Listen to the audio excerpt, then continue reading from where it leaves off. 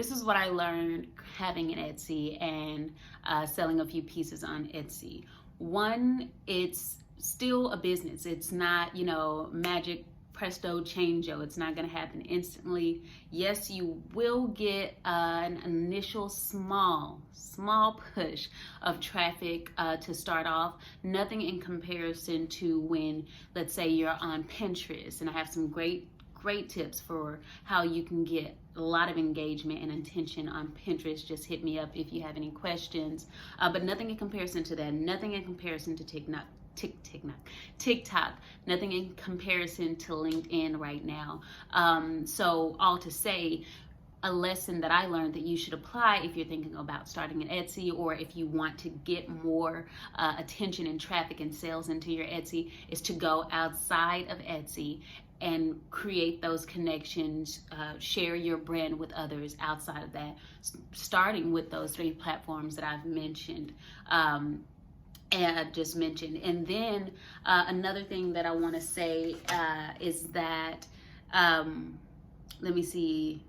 Oh yeah, so for my efforts and my style specifically, for example, right, you create the piece, you have to go print the piece, or print the piece if you have it at home, but then you have to take into account the materials that you use to then print that piece, the printer itself, right, if it's not already paid for, if it's an investment and you're looking for a return in investment within your sales, you're going to want to count all of that into your overall price, including the shipping price in the whole price and not separately, because you do get an additional boost if you offer free shipping. But the smart thing to do is to include that shipping in some form of fashion within the price. So it's free shipping, but it's advertised as free shipping, but it's already taken care of in the overall scheme of things with labor and the product and materials as well. That's how it works with anybody who's offering free shipping. It's paid for in some form of fashion. So that's what I would suggest to do there. But take into account your efforts, take into account what you are pricing your art as, the materials, and then if your price is within the range of what your target audience will pay, then you'll be good on Etsy. Etsy, you have to know, in anything, like I said, it's a business. You have to still have that mindset as if you have an actual shop, right?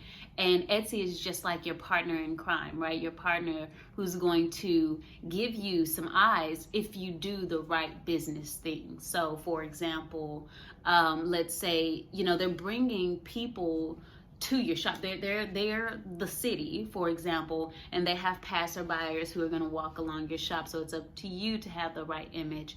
It's up to you to have the right price, the right everything, the cover art that's on the banner, everything to lure that customer in. So you have to think about branding all together, just as you would any other business or an in-store business. So with that said, take your efforts into account. If it's a good price for your target audience, then you'll be good to go. Which brings me to my third thing, is that you want to know who you're selling to and why. And my dog is crying. Kavu, it's okay. It's okay, Kavu. So you want to know who you're selling to and why. You want to know who you're selling to, because if you are thinking that everybody's going to buy your product, you're going to be stuck not selling art for a long time, because that's where tags come into play. You want to know what to tag, and you only get 13, so you want to make sure that your tags are as narrowed down as possible, and it will send you straight to who your target audience is. And then the why, you want to know why you're selling and put some meaning behind it, because if you don't, then you'll be stuck trying to do something that you're not sure that you love. So I say just go into it knowing that you love it. So that's all the tips that I have. I have a video on how you want to price your art, that you can click on if you're checking this out, or yeah, you will be checking this out on YouTube, but if you're listening in on the podcast, definitely go to my YouTube channel and you'll want to pull up the video on how to price your art.